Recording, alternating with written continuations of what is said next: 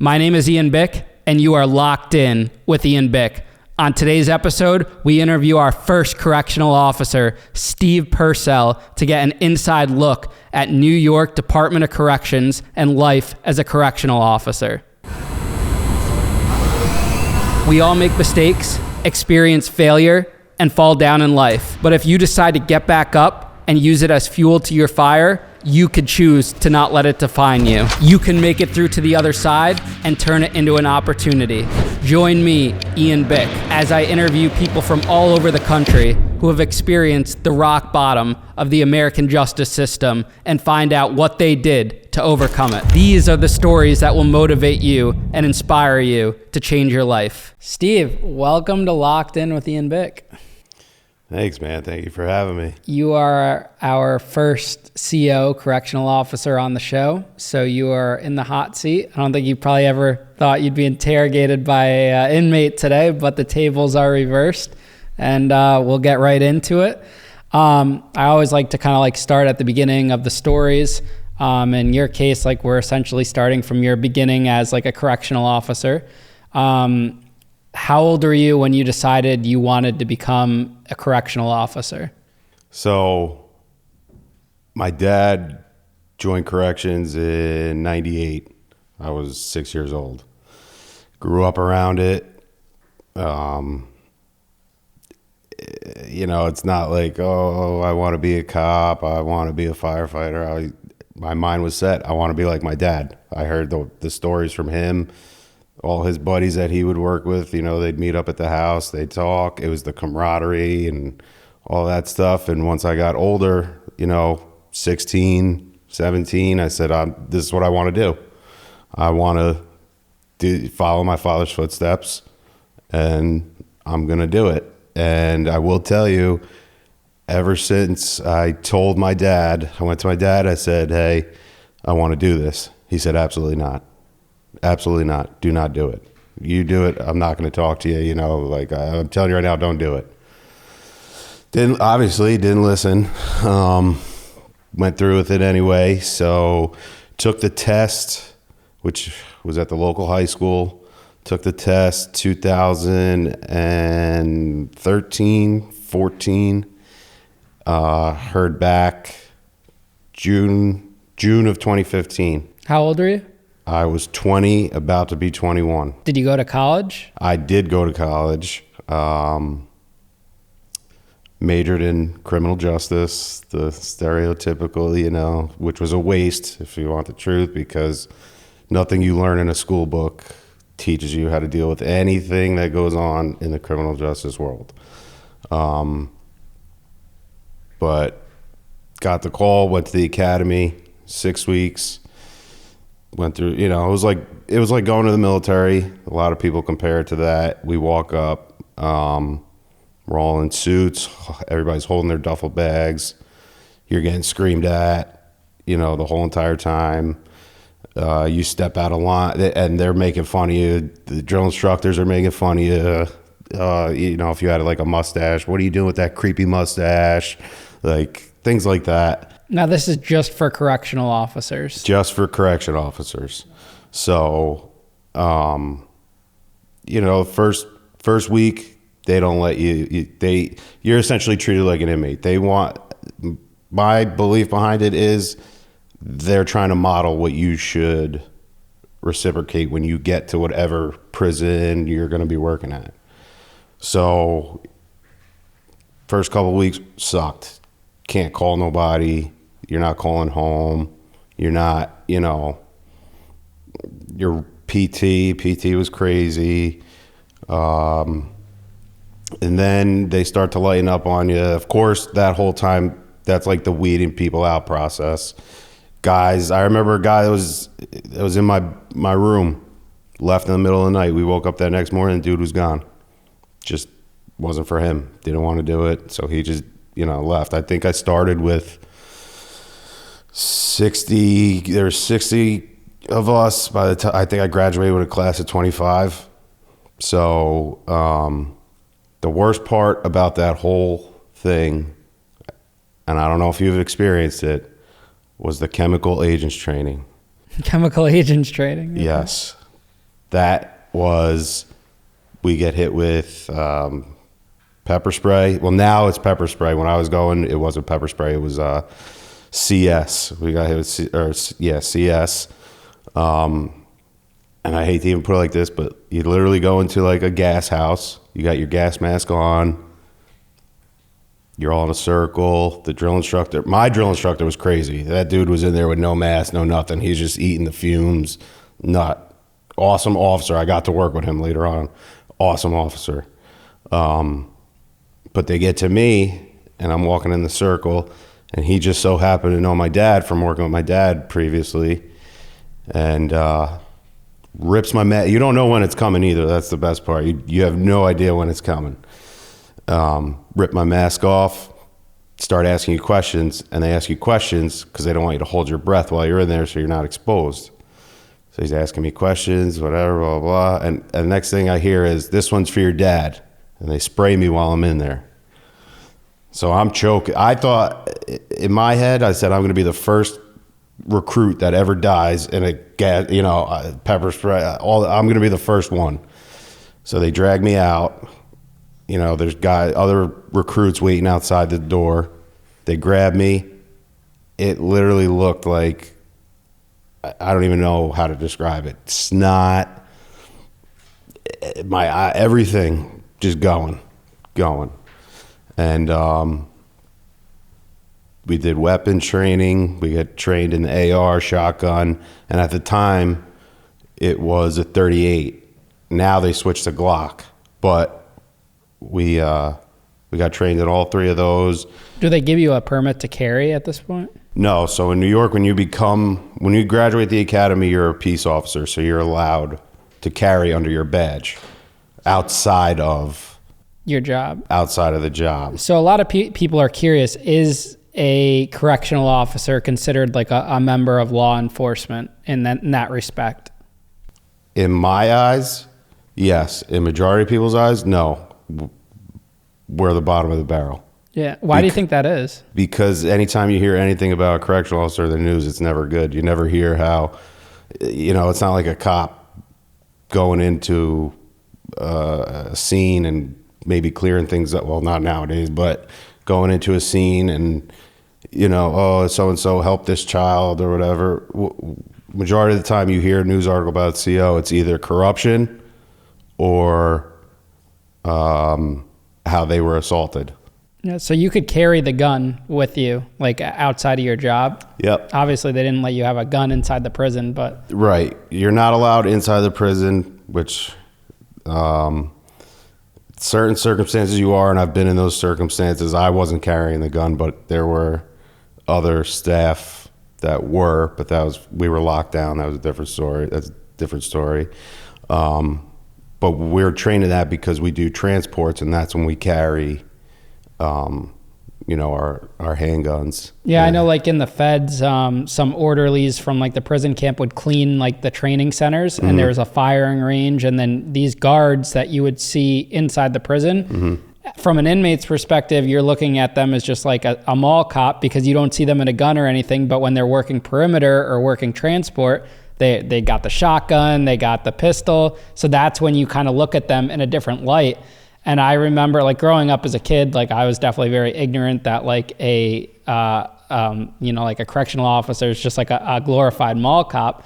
But then I realized like some of these officers, it's a real legitimate, job, member of law enforcement. They can make some pretty decent money, especially with overtime and everything. Yeah, that was the biggest thing. And I mean, we would have, so like certain posts that are in the state where I worked, the facility I worked, they, like roof posts, we had the AR. We had the gas gun to drop in case there was a riot, any of that stuff. We had all that equipment, in all those posts.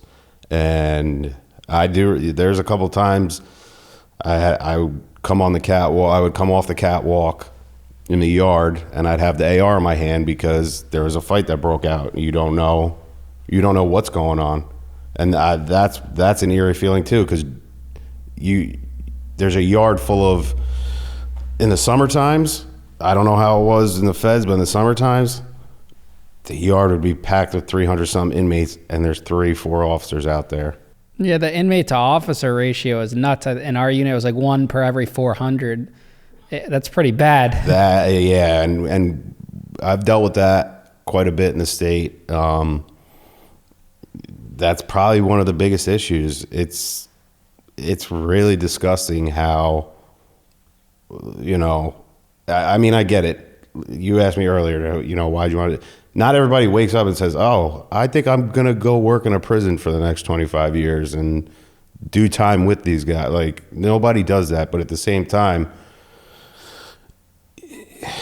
there's really not a lot of, the only incentives, like you said, the overtime, you can make crazy money, and the benefits. Where else are you going to go to the doctor and only have to pay $20 to go see a doctor? I don't know many jobs now that offer that. So now you graduate the academy. What type of prison are you stationed in? What's like the first prison you work at security level wise? Okay, so the first prison that I went into right out of the academy was, they send you to your home jail.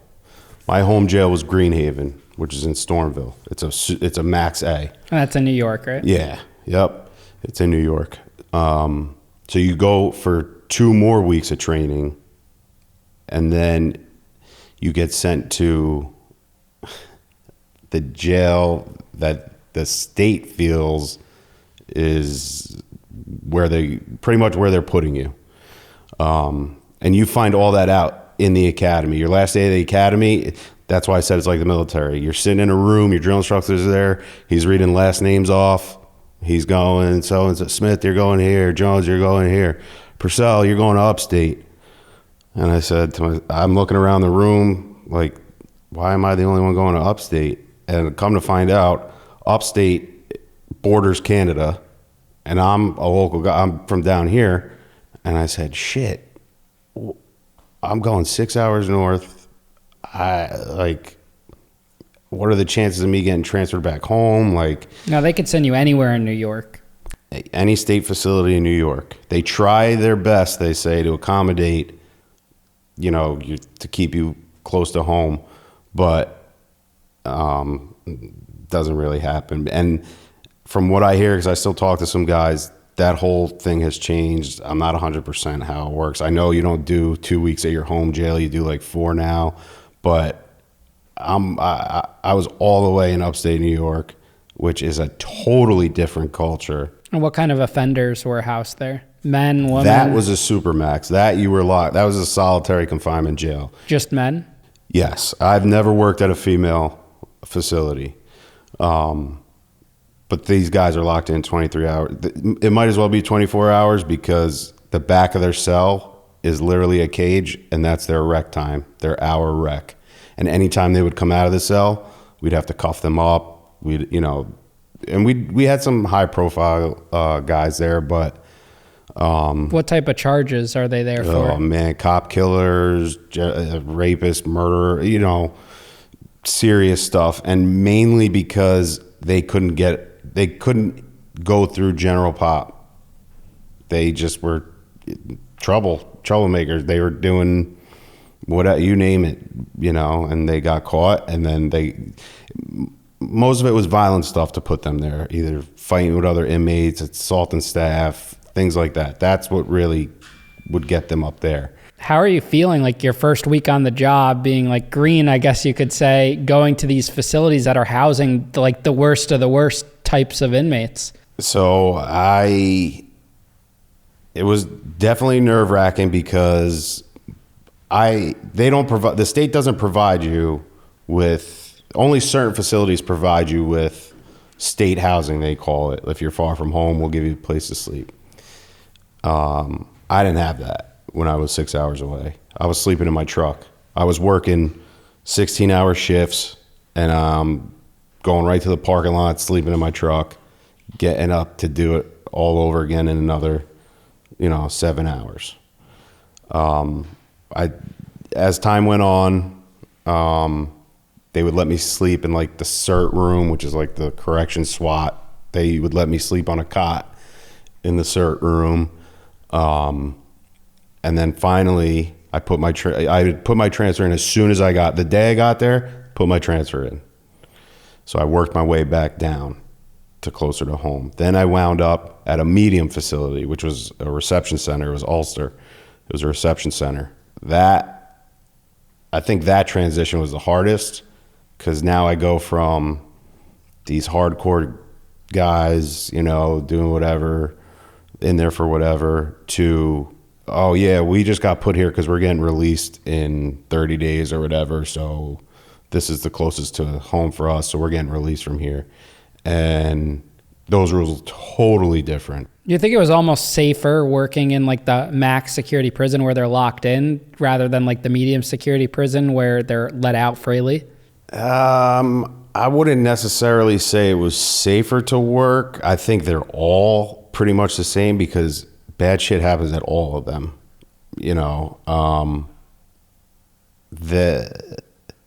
It's just on a different scale. When you get to the medium, guys have a lot more to lose, because, like I said, they're going home. They know some of them are going home soon, or some of them are doing skid bids. They're doing like a 1 to 3, and they're not trying to get into as much, because they know they got that hanging over their head. If they catch another charge when they're in there, they're getting shipped out of there. And there's more. It's a little more lenient in the medium. The biggest rule when I worked at the medium was the smoking. Don't be smoking. Like you couldn't smoke in the yards and stuff like that, which it is what it is. Like it was a rule, but that was literally my biggest problem at the medium. Did you have any regrets by this point of signing on to being a correctional officer? I wouldn't necessarily say regrets, but or second thoughts about it? Yeah, I had a couple second thoughts, because when I got my first paycheck, I looked at it and I said to myself, what the fuck am I doing this shit for penny? Like, they were still taking money out of my checks for food at the academy. That's the other thing they do. They take money out of your check to feed you, instead of, it was supplied by the state, but I wound up paying for it with my check. So by the time that first 2 checks rolled around, they're still taking money out. I'm thinking to myself, well, why am I doing this? Like, what's going on? Like, but after a while, you make up for it in overtime, and you get there. What was the feeling like to strip search another man and make him squat and cough as an officer? That was probably most degrading for both, I guess you could say, because wholeheartedly, who genuinely wants to stare at another man's shit and then go through the whole, all right, bend over, squat, cough? And I'll tell you, there's been instances where I've gotten into it with other inmates just for doing my job and not even going over the top. And as time went on, that's where I learned, I guess I could call it tools of the trade. That's how I found a lot of contraband. When somebody would come back from a visit and they would start fighting with me, they'd start calling names. Like, what are you, gay, man? What are you staring at my shit? Blah, blah, blah. And I'm like, dude, just come on, let's get this shit going, man. Like, you think I want to stand here and do this? But the way I was as an officer, sarcastic. I was extremely sarcastic. I'll give you an instance. I had one guy come back from a visit, go through the whole thing, and he was being a dick, and he made some comment like, oh, you like what you're looking at? And I said, no, I hate to break it to you, man. You wasted a whole career. You could have been in a whole nother industry doing whatever you're doing, but here you are, and he just looked at me like, what are you talking about? And I'm like, yeah, come on, man, let's go, hurry up, let's do what we gotta do and get out of here. But like I said, that's where I found the guys that you knew who the new guys were, and you knew who the guys that did time that were in for a while, because they did it. You didn't even have to tell them. You would get there, it's all private with a curtain. It's all private cubbies.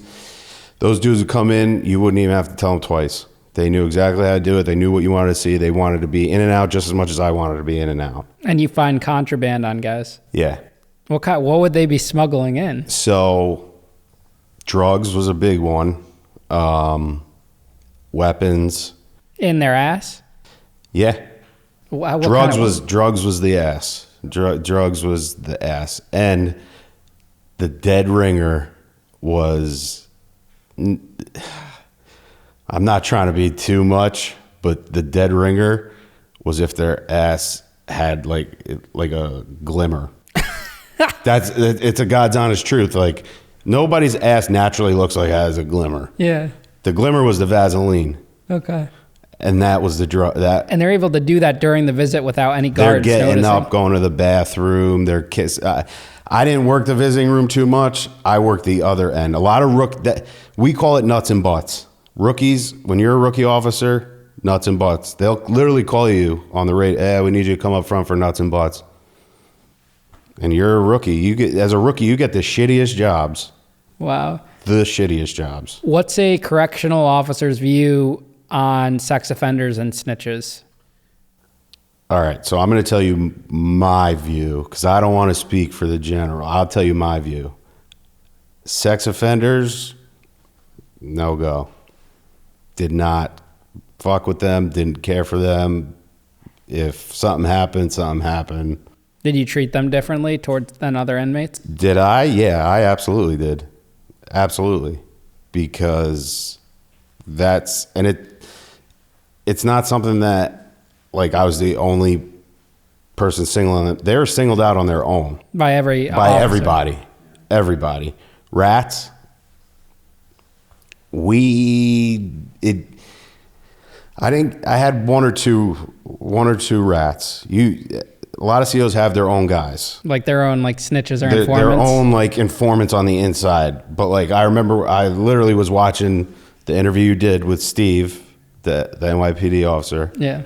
And I remember Steve saying, yeah, you got to throw all this paperwork. No, there was no paperwork with us. You came to us, you would tell us whatever information we want to know, and we would go about our day.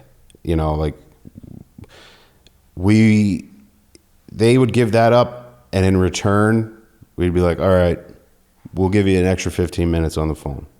Okay. You want an extra feed up tray? We'll get you an extra feed up tray. But if the information you're giving us is bad, we're not fucking with you. Now, how much access do you guys have to an inmate's personal file? Like, can you find out their charges, or if they testified on someone? Like, what do you have access to? So as a correction officer, we don't have much access to any of that stuff. Now, it's interesting because I was also a counselor in the prison. So a lot of the stuff I'm telling you, too, is from when I was at Greenhaven. That was where I did most of my time. I did 8 years. So at Greenhaven, I switched. I was a CO, then I went to counselor. As a counselor, I know everything. I know who your co-defendants are. I know who's on your calling list. Like, I don't know how they did it with the feds, but the New York State, you have to go to your counselor. You have to write to them and say, can you add X, Y, and Z to my calling list? Yeah, that's how it was. Okay, so I dealt with that too. Why did you decide to become a counselor? I decided to become a counselor because I had a certain deputy superintendent of programs come to me and asked, do you have college? And I said, yeah, I have college. She said, what are you wasting your time being an officer for? She said, you could move up the ranks much quicker if you become a counselor. I said, oh, all right. And she said, it's also more pay. It's more money. You're Monday through Friday. It's not like working the wheel as an officer doing 16-hour shifts. You're off all the holidays. It's better, And I said, okay, I'll give it a shot. So I did it for a little bit. And I think my biggest downfall was I got along with some of the counselors I worked with, but some of the other counselors didn't like how blunt I was, because sometimes we had to deliver shit news, especially when I started doing the parole hearings. Sometimes I'd have to go up to a guy's cell. It might have been his 4th time going to the board, and he got denied. And I got to tell him that. I got to hand him that piece of paper. I'm standing right, the cell right there. And I got to tell him, you got hit again. He opens it up, starts freaking out, flipping out. You know, what? I did everything. I did all the programs. I did all this. I said, appeal. That's the best advice I got for you, appeal. Because there's nothing else. I hate to be the bearer of bad news, but just appeal. And there was a lot of counselors I worked with that they did what they had to do, but it was more, I'm not a coddle person. I'm not going to sit here and tell you, hey, Ian, you're doing a great job, man. Like, you know, keep doing your programs, keep doing it. If, you know, if I was your case manager when you were locked up, hey, Ian, what's going on? How the fuck's, you know, the yard going? Hey, how's this? You talking to this one? You know, how's are you almost done getting your GED, or, you know, whatever the case may be. And I just talk to them person to person, like I'm talking to you now. The difference between me and them, they got caught and I didn't. There was shit that everybody has done that could have easily ended up on the other side of the bars. Now, in my experience, the counselors I dealt with were pretty much useless. Like, they didn't really help me in any way. I was just like another file to them. Mm-hmm. Do you think that you were an effective counselor and were able to help people? Yeah, I most definitely think I was. And that's not me being arrogant or cocky, because I hate that too. But I agree with you 100%. A lot of the counselors there, yeah, just there to just push paperwork through. And why do you think that is? Do you think they go in with the good intentions and the system turns them into that? Or? I think that's part. Yeah, I think they go in with good intentions, but I think eventually they get burnt out, and I think they get burnt out because of the people in Albany and the people that put these rules in place. That's one thing I definitely want to bring up. You got people in Albany, literal pencil pushers, who've never stepped a foot down back. Albany is like the corporate office. Building 2 in Albany is the Department of Corrections. That's there. That's where the superintendent, the commissioner of corrections, all that other stuff. That's where they work out of. None of these guys have ever walked down a block, and if they did, they were always protected. They never walked single-handedly. They always had Albany cert around them. So they never got to experience the backlash that we got. They never got to experience, I mean, I'm sure they did, because I'm sure in the feds you had grievances, right? You could write a grievance if you didn't like what the officer said to you, or the officer stole my brick. He stole all my bricks, whatever. Those guys are just answering questions. They're not dealing with the shit face to face. We're standing there. And the worst part about all that is they're putting these policies in place, and the next week they're changing them. Who do you think's got to eat shit for that? We do. We got to eat shit, because one minute I'm saying, all right, Ian, no, you're done. 15 minutes, you're done, man. Get off the phone. Then the next week we're installing tablets. These guys could have, they could have tablets, and they could do this. So we got to cut down on this. But within a week, I'm changing the rules. So I just yelled at you for something. Now the next week, it's perfectly fine. So who's that frustrated to? Both ends. Because you're like, what the fuck, Steve? You just told me I could do it. Now you're taking this shit? Like, now you're like, what the fuck? And that's where it was, I think my bluntness worked to my advantage, because I would sit there and tell them, like, yeah, this is coming from the higher ups, and I'm just a messenger. Yeah, it's like corporate America. Like, there's changes all the time. I'm sure like your average employee could relate to what you're saying right now, just with like the constant changes and whatnot. Mm-hmm. And it just adds pressure to like an already stressful job. Yeah. Now you see in America, from law enforcement, there's a lot of abuse of power. There's a lot of corruption. Mm-hmm. What types of abuse of power or abuse towards inmates are you seeing from other correctional officers? So the abuse of power that I've seen, to put it real, guys that got bullied in high school that got this job, Now I got a badge and I could tell people what to do, so I'm going to tell them everything to do. And I never respected, well, let me backtrack a little bit. I didn't respect the officers that would talk shit behind a locked gate to another inmate. If you're going to talk that, if you want to be tough, make sure you come in every day and be tough. Don't talk shit behind a gate, and don't fuck with somebody that's cuffed up. If they're already cuffed up, the shit is over. Don't be that Tommy Tough Nuts. Oh yeah, here I come. You know, I'm gonna be big and bad and talk shit. No, you're a pussy. You are, and I've told that to officers' faces that I worked with. That's some real coward shit. But even if they're not cuffed up, like, they can get away with a certain amount because they know if the inmate swings on them, then it's the inmate that's got more to lose in that scenario. So they do have that advantage too. But that's why they talk behind a closed gate, because they're afraid. Deep down, they're afraid. They're taking that job for the money, the benefits, all that shit. They're not, which is fine. I could totally respect that. I totally respect that. You come in, you want to just do your 8 hours, you don't want to be a tough, fine, no problem. But be that way all the time. Don't come in one day and, you know, start cursing at a guy because he's taking his time going to a cell. And then the next day, you're going to let him get on the phone for extra time because you're afraid of confrontation. Be one way the entire time. Now, on that note, what's like the most dangerous situation you've been in as a correctional officer? The most dangerous scenario I've been in a couple. So I'll tell you, my first day at Greenhaven, like I said, my dad worked there, works there. It's me and him. There's a group of 65 inmates coming back from the mess hall. Now, when I say my first day, I don't mean I mean my literal first day. I had like a half hour on my boots, and it's like 7:30 in the morning. I'm standing there. Mess hall's coming back. We see one inmate jump out of the line and hold his face. So my dad starts walking, so I start walking with him. Oh, you're working with your dad? I'm working with my dad. For the whole time I was at Greenhaven, I worked with my dad. All right, so he's holding his face. What happens next? He's holding his face. We get there.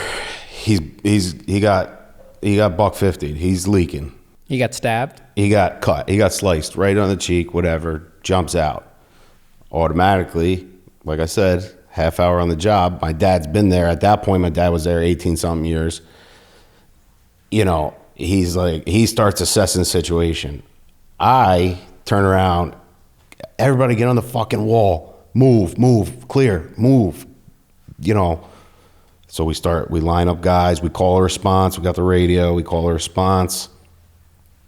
Dudes show up. We start pat frisking guys, you know, one by one, send them back to the block. We never found the weapon. And that's happened more than once. Sometimes guys are good. Guys are good. They know. And it's not like, you know, people would think, oh, it must be a big, you know, like a pocket knife or something. No, it could be the smallest. It could be a can lid that they had bent it, made whatever, cut them and dumped it. There's windows walking down the corridors. We don't, you know. When this type of thing happens, are you in fear of your life? At that point, it's always questioned because you don't know if it's a setup, because I've been in those scenarios too. You don't know if it's a setup, if that was a diversion for somebody to come after you. So I wouldn't yes and no, because you just got to play the scenario out, honestly, but you got to have that thought in your head. Like, yeah, shit could get really ugly. There was another time I'm in the yard, 300-something inmates outside, 2 or 3 other officers with me. These guys decide they're not locking in.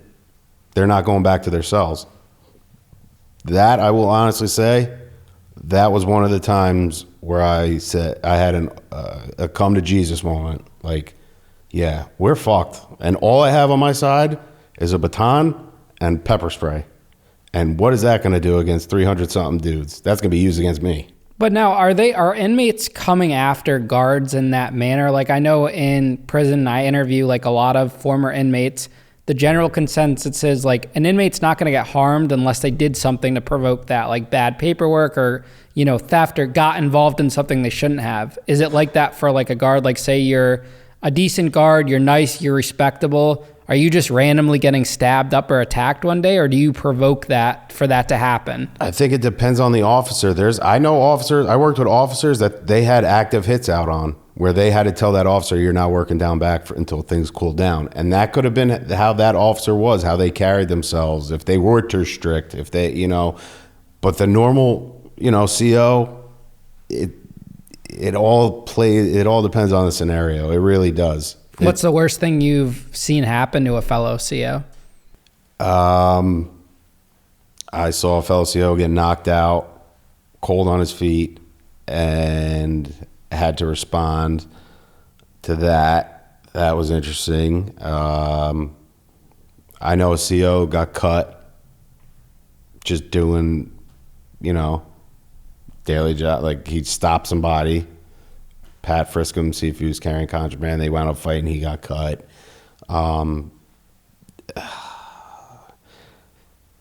of the worst ones, like, I've seen dudes there's a thing called the cocktail, which is a series of pills. I know some officers that they would go into an extraction because the inmate's covered in shit, blood. They're cutting up, smearing shit all over themselves, doing everything, and you get exposed. Now, you don't know what that was one thing we didn't know. They could have had any type of disease. We don't know, so they put you on this cocktail. I know plenty of officers have been on the cocktail. That it makes you sick, you're throwing up, you know, you're pretty much spending a few days on the toilet, holding a garbage can.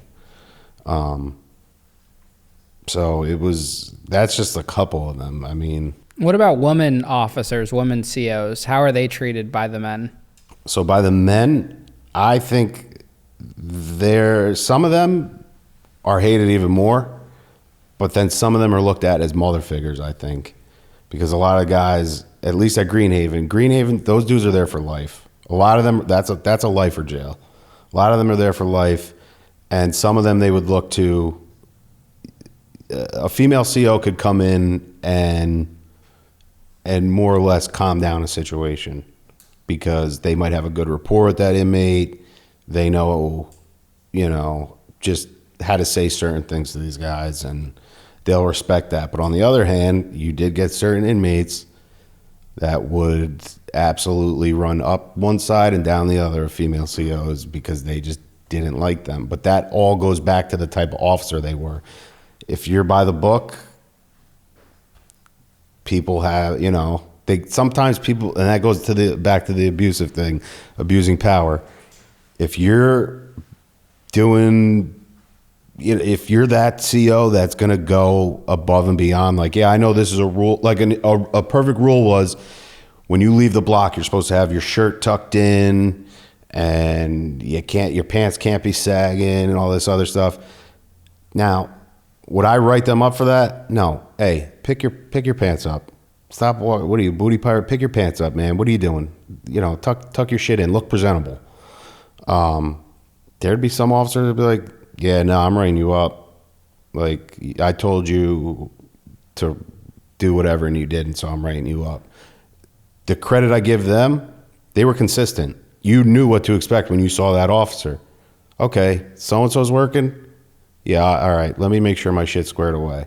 But then you get certain inmates that said, fuck that, I'm doing what I want. Let her write me up. I'm going to talk shit. And then it puts male officers in a shit spot, per se, because now that's my coworker. I don't necessarily agree with her wanting to write somebody up for that or the petty little shit. But you have to have their back. But I got to have their back, just as an inmate would have anybody, you know, like, it's the same shit. Did you see female officers or female case managers, counselors, whatever, hooking up with male inmates before? So I've never actually seen them hooking up. But you heard rumors? No, we've found out that it was true about certain officers or counselors, whatever, hooking up with inmates. Why do you think that happens? Like, why would a woman want not only an inmate, but risk their lives, risk their freedom because it is a crime? Like, why is that? So there's a lot of things that go into the whole the female officers hooking up with inmates. I think in certain aspects, I know where he's at. You know, it's their own insecurity. At least when you're working in New York, you know, the max, there's certain time you're locked in. There's not a majority of, you know where they're at. So maybe in their past relationships, they had trust issues, whatever. They know where these dudes are at. They know when they're going to call them. They know how the system works. Other than that, I really don't know. And I'm just being honest. Like, I don't know what click. Maybe it's like the whole bad boy thing. Like, oh yeah, well, he talks to me nice, and my husband at home, he could give two shits what I do. That might have something to do with it. But I never understood it because especially where I worked, these guys are there for life. What is somebody going to provide? What can you offer her that she's going to turn around and leave a whole family? And I've seen it happen. It happens all the time. It happens a lot more than people. And that's another thing that's constantly brought up in the news.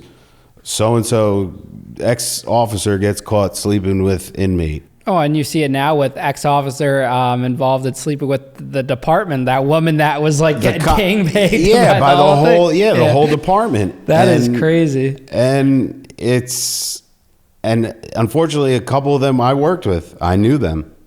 And 9 times out of 10, do you know what type of officer they were? The officer I explained before. By the book, I'm writing you up for everything. I'm doing that. It was the ones you would least expect because they always talk shit. Oh no, this guy ain't getting fucking shit. He told me to go fuck myself, or he didn't want to lock in, so fuck that. So they pull the wool over your eyes, like, oh, there's no way it could be this one. No way. She's one of the nastiest COs we've worked. There's no way. And then comes out, so and so is sleeping with the inmate. Now, something I'm curious about is the last name thing. So, like, as an inmate, you're never referred to by your first name. It's always your last name or your ID number. Mm-hmm. Where does that come from? And does it take some time for you to adjust to that? Because you're essentially like dehumanizing an individual. What's that like for you? So I'm glad you said like dehumanizing and stuff like that. So when we go through the academy, that's what we're called by. So even officer to officer, I could tell you right now, I don't remember some of the officers I worked with. I couldn't even tell you their first name. I only know the officer's last name, and I've worked with them for quite some time. One thing I know, I never called an inmate by like the movies, right? In the movies, hey, 002, 00A, 2200, come over here. No, that shit don't happen. I've never, maybe once it's happened, and it might have been an officer joking around. The last name thing, I couldn't tell you, honestly. I think it's just, that's how we're trained. So that's what we do. Now, are officers referring to inmates more or looking at inmates more like an object rather than a human? Some. Yeah, I'm not going to lie to you. Some. Myself, rapos, absolutely. You're an object. I want nothing to do with you. And when I was running a block, I used to run, not all the time, but I ran a block in Greenhaven. It was H block. We would hire porters.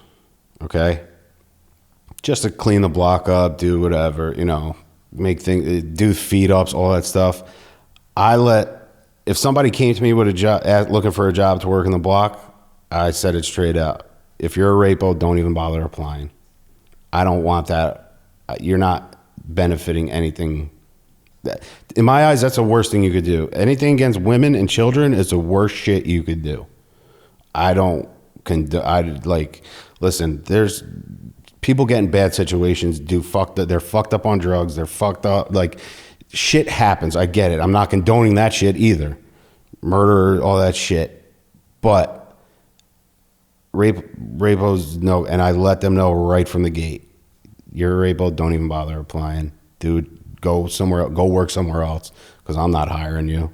You're not going to be walking around here, because porters tend to get not so much a little bit more freedom, but we get audited, right? The whatever corporation, Counseling of America, whatever bullshit fucking society comes, they audit us on cleanliness and all this other shit, right?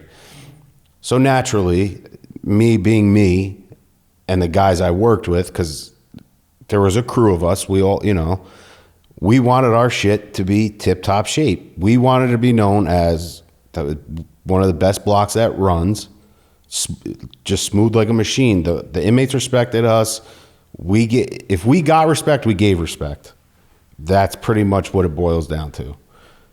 But our porters would, hey, listen, I'd go to a porter, hey, listen, the audit's coming, or some big wig from Albany's coming.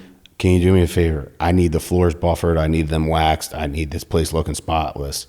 Yeah, I got you. All right. I appreciate it. I'll give you that. You want an extra feed up tray? I'll give you an extra feed up tray. You want extra 15 minutes on the phone? I'll give you an extra 15 minutes on the phone.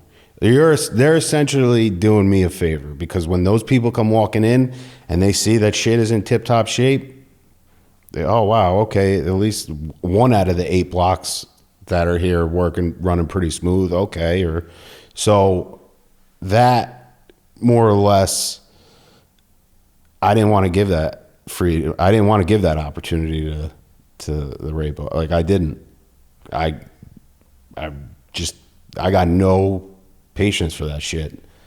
In my eyes, you literally coward, you defenseless, somebody who's defenseless, you literally ruin their life. Like, what was like your non-negotiables as an officer? Like, we would have certain officers that would come in, they'd be like, I don't want to see, like cell phones out, because they knew the inmates had contraband cell phones. I don't want to see this. Or like, when I'm doing a walk, like make sure everything's a tip-top shape. What are yours as an officer that the inmates came to know you for? So things that inmates came to know that they respected me for, and I respected them. The biggest thing, like cell phones for us, we knew they were there. It was almost like the unspoken shit. Like, you didn't, because that is, you get caught with cell phones in there, you're doing box time, like, or you're getting shipped out. So yeah, they were there. Cell phones were there. Drugs were there. You could probably get more drugs on the inside than you can on the streets. Oh, that's a real issue. Yeah. Like that, it really is. And my biggest shit, believe it or not, was I didn't even care like if dudes smoked. But when I'm walking, at least be discreet. Hide that shit. Put it behind your back. Do something. Who am I? And keep in mind too, I'm this 20-something-year-old kid at the time. I'm telling a 56-year-old man, hey, lock in. Hey, yeah, you could shower now. Hey, you could do this. Listen, man, hide it. I know it's going to happen. Hide it. Another thing, we knew who the players were. We absolutely knew who the players were. Who was the dealers? Who was the weapons guy?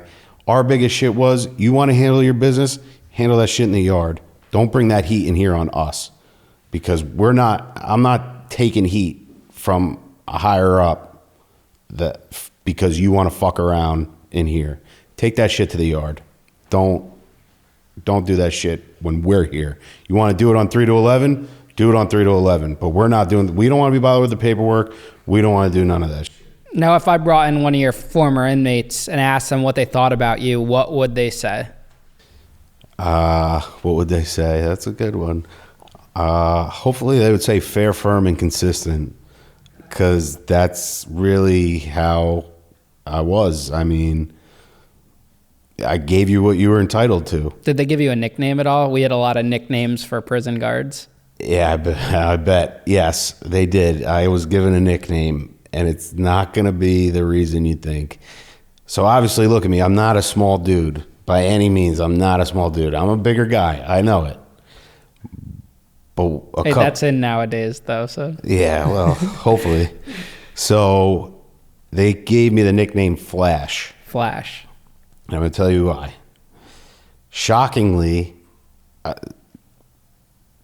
they used to throw nets to pass shit, right? So we called it fishing, I guess. Yeah, fishing. They were fishing. So what I would do is I would make a game out of it. I would stand at the top of the company and I'd watch these guys fish. And then one day, I played sports in high school and in college. I played football and baseball.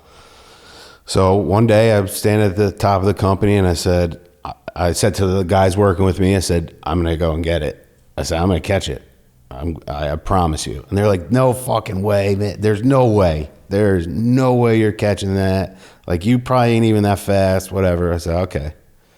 So the line comes down. It's getting there. I see the dude, the inmate with the broom trying to grab it. And I take off. And when I take off, that's probably the fastest I ever moved since playing sports. Just take off. Now, the inmates in the front couple cells they said it literally looked like a blur. So now, whatever, I get down there, I actually catch it. So now I'm standing in front of the cell, the dude, he's like, come on, man, it's just cigarettes. I'm like, yo, I told you guys, wait till fucking shift change. Don't do this shit when I'm here. Like, I don't want to deal with this shit. Like, you're not supposed to be doing it. Like, whatever. So I would drag it. I come walking up the company. I'll never forget this one dude. He's like, where did you get that from? He's like, you'd be the last person I would ever expect to move like that. And I said, well, I couldn't tell you. It just came out of nowhere. I mean, maybe all those years of football actually paid off to grab contraband. And we didn't even, and it honestly wasn't anything serious. It was literally cigarettes. And it was a brick of Bustelo and tops. That was it. Now, the guards that bring in contraband for inmates make a shitload of money. How does an officer like yourself avoid the temptation to, enable that corruption and go down that path? For me, simple. I'm not losing everything that I've worked for a quick fix, because that shit's not going to last. Eventually, you're going to get caught. And I think and maybe I would love to hear what you have to say too, because I think this and the female officers that sleep with inmates, I think this kind of goes hand in hand. You're going to get caught. There's no way you're ever going to run through. You're not going to make it 25 years doing that shit and not get caught. Me and you you're in the cell next to me, because in New York State they don't double bunk anymore. Really? So, wow. Yeah. So you're in the cell next to me. You're fooling around with the CO. So now I'm saying to myself, well, if she's doing it with him, maybe I got a fucking chance. So next time I catch that CO, hey, and I start talking to her, and I start trying to work my way in, and she shuts me down. How do you think that shit happened? Jealousy. Oh, well, I'm not getting some? Well, fuck, Ian's not getting some either then. You write a snitch note, you drop it off somewhere. That's how that whole investigation starts. I mean, you think about it, there's no really such thing as the perfect crime. Like, there's always going to be a witness. There's always going to be something that happens. Like, there's no way to avoid, like, that happening. It's just like it's a common thing. Well, I will say the only perfect crime you can commit with 3 people is if the other 2 are dead. That's the only way you can commit the perfect crime. But even then, there's like DNA testing. There's all this stuff. Yeah, in that sense, yeah. Yeah, I mean, it's just like, it's crazy. Like, I think about like drug dealing, for example. Mm-hmm. You can't be a drug dealer nowadays. You really can't. Like, you're making that short-term money. Think about all the people. Just if you don't even have any partners, you have the people you're selling to. Those are all potential witnesses or snitches. You would have to totally exclude yourself, and even then, you still have someone involved. That's gonna potentially there's just rat.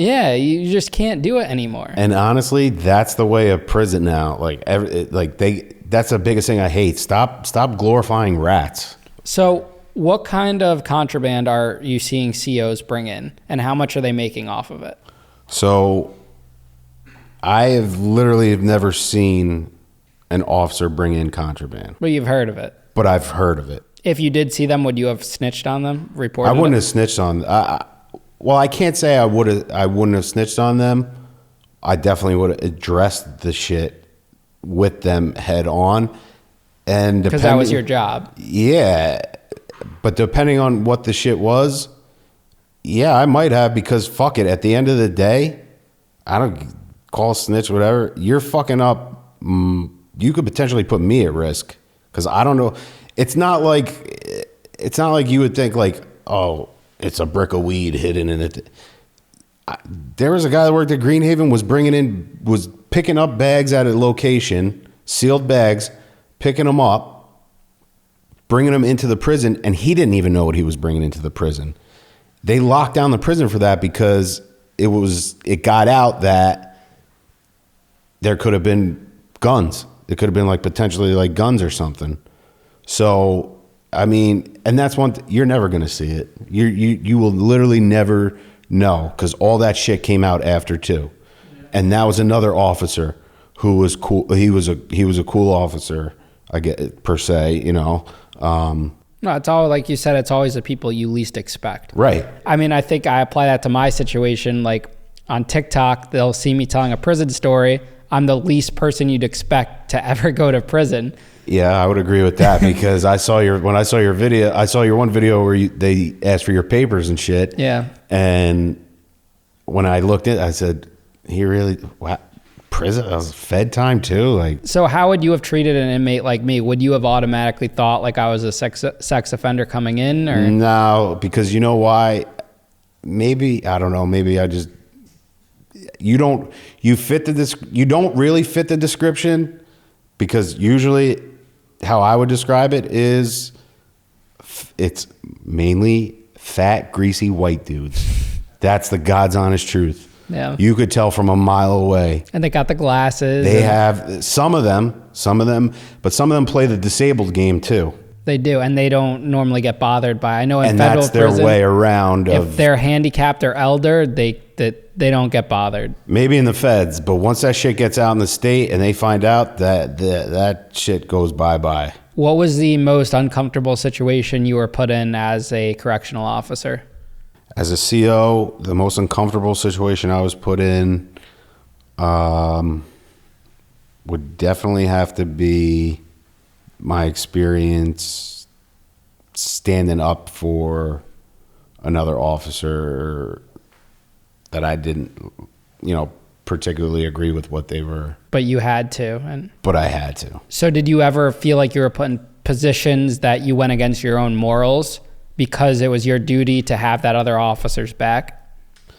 I wouldn't necessarily say against my morals, but I definitely had a conversation with that officer afterwards. Like, don't ever do that shit to me again. Like, and I would say uncomfortable because the situation is they're talking shit and now they're afraid to back it up.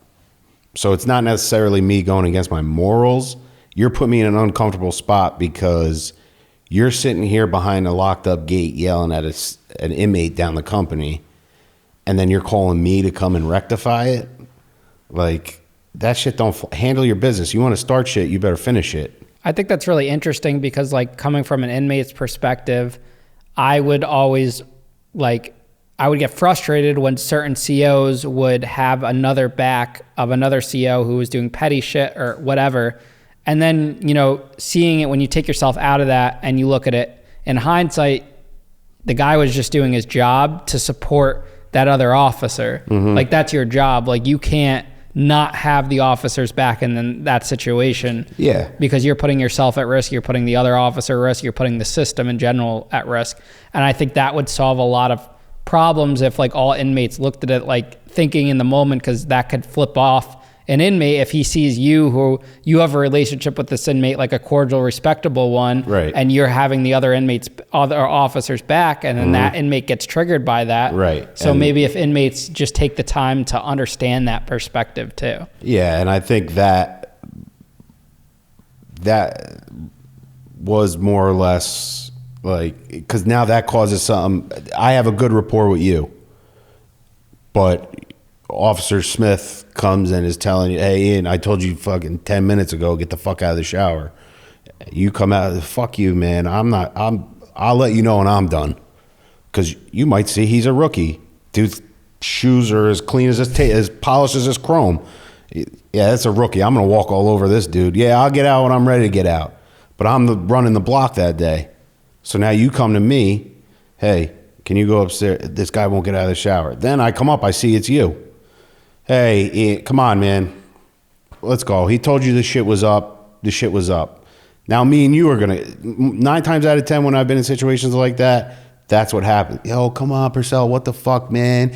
You know this fucking rookie's running his mouth. And I would, don't fucking mind. Just listen to what he fucking told you, man. Do what you got. You got the extra time. Just take it and fucking run with it. All right? But then I'd have to tell that officer after, like, don't fucking put me in a situation like that. Don't do that. What's your opinion of the shoe or solitary? I did not work a lot of time in the box. I did have to escort some inmates to the box. There could be modifications, but at the same time,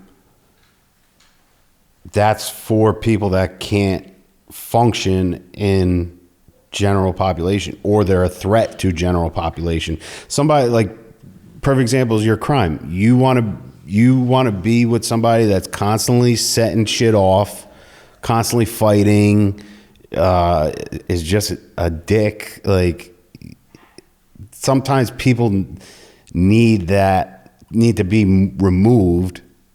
And now the shit that happens in the shoe, you can't always believe what you read, because it's not like a room with no walls and you get thrown in there, and at least not in the state. But there's certain changes, and they are making those changes. You think it has mental health effects on individuals, though? Absolutely. Absolutely. And the one thing I wanted to say, too, I think the biggest problem with the Department of Corrections in New York State is when they close down the mental, I don't want to really call them asylums, but they were like mental health centers, really. Like, they closed them around like 2012, 13. You started taking individuals that had legit mental illnesses that could not function in society. They were getting help, somewhat help. You closed the mental places, and now they got all put into a prison. So now that throws a whole different dynamic into this shit too, because we get trained, but I'm not a certified mental health specialist. Like, we learn about the disorders and how certain people, but at the same time, I can't treat you any different because you come to me and you tell me you have bipolar. And I say that because in prison, I'm sure you know, everybody's trying to work an angle.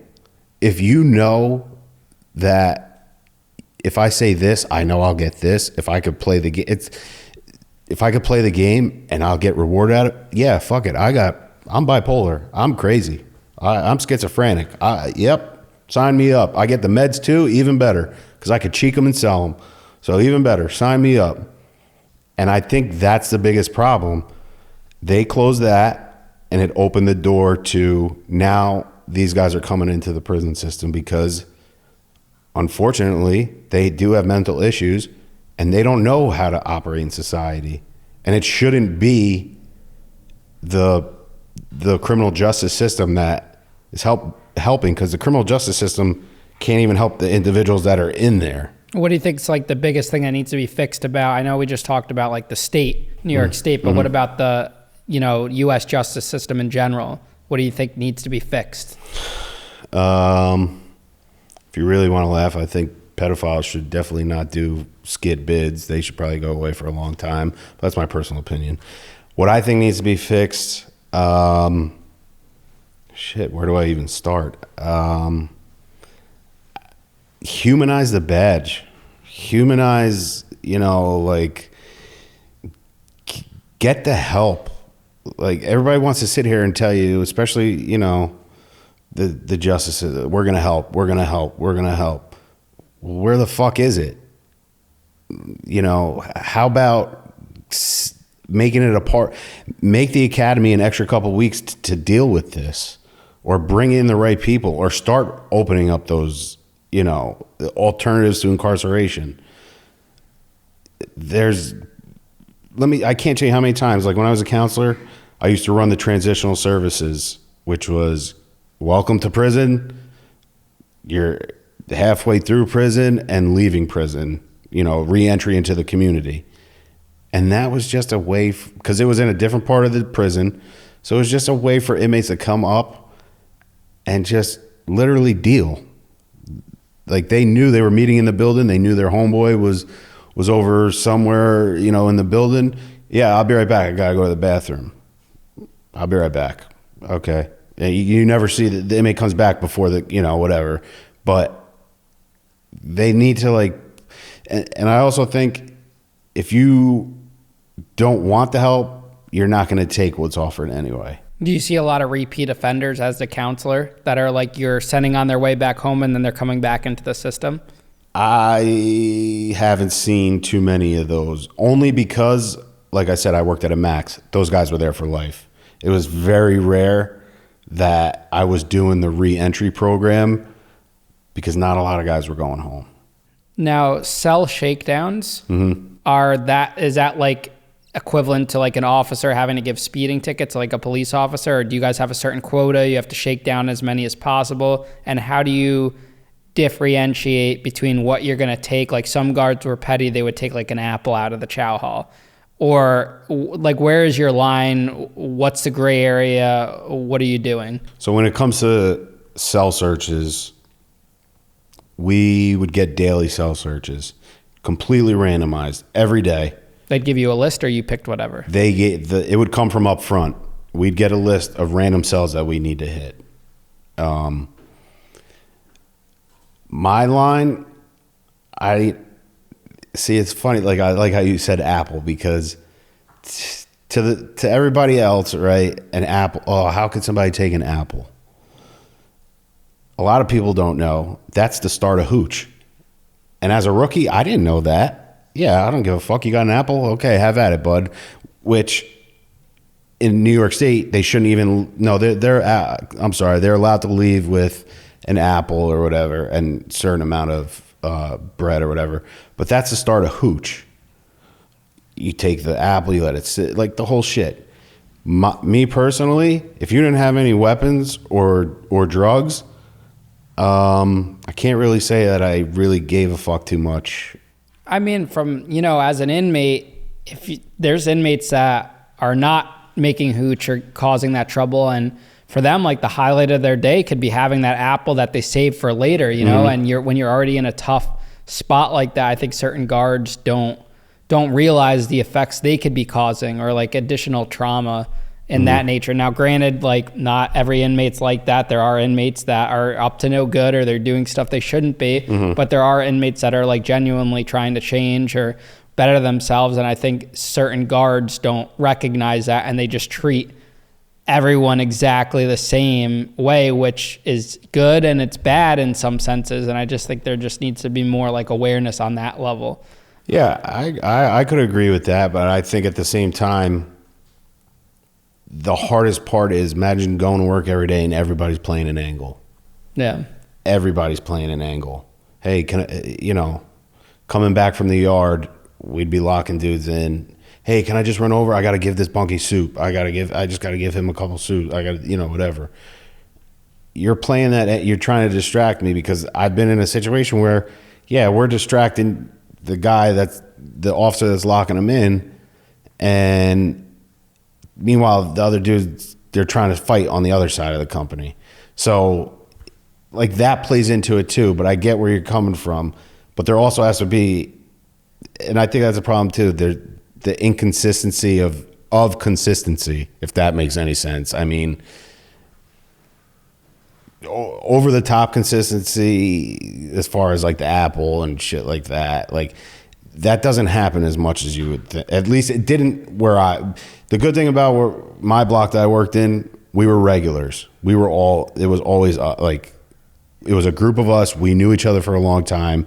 We knew what we were all on the same page, more or less. Do you think that prison itself rehabilitates individuals, or do you think the individual has to make that change to rehabilitate themselves? So I totally believe that the individual has to do it. Prison's not, the prison system does not do it for. They'll give you the tools, but again, you're gonna have to be the one that, you know. And everybody's different. There's guys that have been 3 bids and they don't learn until the 3rd or 4th bid. Like, I'm done doing this criminal shit. Like, I don't want to do this anymore. Like, so someone that's like pure evil gets locked in prison for 20 years and they genuinely don't want to change, that 20-year sentence isn't going to deter them from changing. Honestly, I think sometimes it makes them a better criminal. I've known guys that went in on skid bids and came out a better criminal because they're studying, they're learning. They get put in with a click. Yeah. And now they're learning how shit runs. I had a lot of guys that were like fascinated with my story because they were, like you said, better criminals. They would be in for a bank robbery or whatever for like $100,000. Mm-hmm. They'd hear about my case, and you know, whether mine was intentional or not, they'd hear the words 500,000, 3-year sentence where they're doing, you know, a 6-year sentence for 50, 60K. Yep. They're like, teach me everything. And then I would listen in on conversations where the bank robbers that had a weapon or pretended to have a weapon got way more time for way less money than the guys that would just pass a note. So everyone's learning and dwelling off of each other. Mm-hmm. And it's just like very, you know, it's fascinating to see this dynamic because it's literally a school for criminals and how to commit crime. Yeah. And there's no way to separate that, which is why I think it's stupid that they have for probation, they come up with these rules. You can't associate with felons, but the whole prison sentence you had, it would be one thing if you didn't get a prison sentence and they say your rule is don't associate with felons. But to say that after you just spent 3 years with felons who have turned out to be like your family or friends, and that's what they're going to label it as, I don't know. I just think the system's very flawed in that sense. That I would agree with you because, and not only that, what about the people that get out that are felons that genuinely changed? You know, what's that? That's ridiculous to me. Like, they genuinely changed. They're doing what they have to do. This time around they might have learned, and that's that. You know, so to tell somebody, I know you just lived with felons for a long time, but yeah, you got to cut that shit out. Stop talking to them. That is ridiculous. How long did you end up working as an officer for, and why did you decide to leave? Did you retire? Did you quit? So I wound up working 7 years as an officer, 1 as a counselor. I left because I got tired of the politics and the bullshit. Everything, and the lazy officers. That is one thing I will definitely say. I could not fucking stand lazy officers. We're here to do a fucking job. It's not hard. It's really not. It's not a difficult job. You're walking, and I hate to say this, it's glorified babysitting. But I fucking hate to put it like that, but that's a God's honest truth. And when you can't do simple fucking tasks, I got no patience for you as an officer. I'll give you a perfect example. I'm the A-man. I don't know how the feds, but I was the A-man of the block one day. We're short-staffed as it is. The people up front love taking officers out of blocks and putting them elsewhere. I'll never forget, it was me and another officer. Now I'm running a block of 300-something inmates. Me and the other officer have to let these guys out for chow. We had help with that. We had some help with that. We'd have to drop yard if guys had yard in the morning. We'd have to let them out for program. We'd have to let them out for religious services. Now, there's only a couple officers there. Me, I'm the A-man. I can't leave. I am literally locked in a cage. And I have a phone. I got a logbook. That's New York State Department of Corrections. They run that shit like it's 1980s. Like, the phone might as well be a rotary phone. Everything that happens in the block is literally pen and paper. It's a logbook. That's how we log shit. And just everything, the way we open cells is like this old ass crank system. It's very old and bad and shitty. So I called my sergeant. I said, listen, I need an extra pair of hands. It's only me and so. I need help with somebody. Can you send me down an officer so that we could drop yard so that guys aren't, bitching like, what the fuck is taking so long to drop the yard? They sent me an officer. They could not have sent me a shittier fucking officer. This officer was known just to be lazy, bottom of the barrel, did the least amount of shit. He knocks on the door, comes in the block. I said, hey man, listen, I need you to do me a favor. I need you to hold down second deck. So we had 3 decks in the block. I said, I need you to hold down second deck. I need you to drop yard for me. And he's like, all right, if I have to. Right there, everybody likes to say trigger. They were triggered now. That shit set me right the fuck off. I said, well, what do you mean if you have? Yeah, you have to. You have to. All right. So a couple of minutes go by. I said, what are you doing? He's like, I'm just heating up my breakfast. I said, the fuck you are. Grab your shit. I need you to crack chow. I need you to crack the yard. And he's like, and this was a grown-ass man, had a full-blown fucking temper tantrum going up the steps to second deck. Well, the guy that worked with me knew. He said, this shit is not going to fly. I opened that gate. I said, hey, so-and-so, can you come down here and bring your lunch bag too? And he's like, what the fuck's your problem, man? Like, you told me to go up, I'm going up. I say, yeah, great, whatever. Come back down. Comes down with his lunch bag. I said, let me see your lunch bag. And he's like, why? And I said, because I want to see your lunch bag. You don't need it to go up there. And I tell my side man, I said, do me a favor, open up the front door to the block. And he's like, he's looking, he doesn't know what the fuck I'm going to do now. The other officer standing there, he's definitely confused because he sucked and he was lazy. And I took his lunch bag and I threw it out the front door of the block. And I said, get the fuck out of my block. If you don't want to work, we don't fucking want you here. To which he turned around and immediately ran to the supervisor. So now it's me and him, me and the other officer, the original officer that was there. We drop the yard. We do what we got to do. We get the shit done. Okay, yeah, of course, inmates are bitching, what the fuck is going on? Why is this taking so long? Blah, blah, blah. In the middle of all that fucking, because that shit gets crazy too. In the middle of that, I get a fucking phone call from the sergeant. Purcell, what the fuck is going on down there? What are you doing? Why is this officer standing here? Did you kick him out of your block? I said, absolutely, and don't fucking send him back because we don't want him if he ain't going to work. And I hung up the phone. After we cleared the yard, they brought down another sergeant with the other officer. The sergeant comes to me, he goes, what are you doing, man? He's like, you got it. Like, what are you doing? Why would you do that? And I said, I don't want no lazy fucking officer here. Like, we have a job to do. Ian, it literally takes not even a full 20 minutes to drop the yard. This dude, he would have been done in 20 minutes, not even 20 minutes. He would have been done and he could have went on with his day, probably fucking hiding in a corner somewhere because he was afraid of everything. So that's what would get me so mad with these types of officers. And it drove a good, officer out of the system. Yeah, that's definitely. You see that in corporate world too. I mean, how many good people, like I felt that way when I left my last job. Like I was hardest worker in the room, like top tier performer. And I just always felt like the bottom tier performers got rewarded. They were able to coast. Mm-hmm. There was no repercussions. Like it's crazy. Like I can't stand that because I have a good work ethic and a good hustle, and I just can't be around people that aren't on that same level. And that applies to relationships, that applies to jobs, that applies to anything.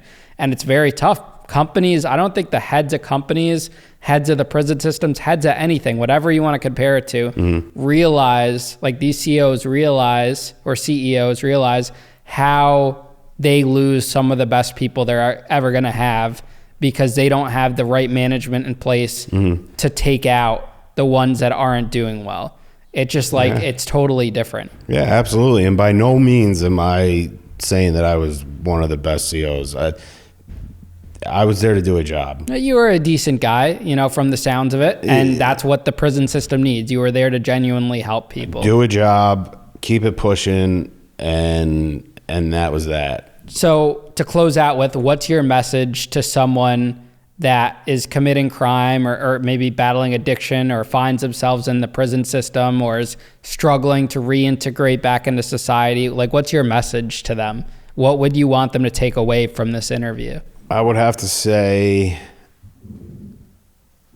it's not easy, even especially as a man, it's not easy to reach out for that help. But do it.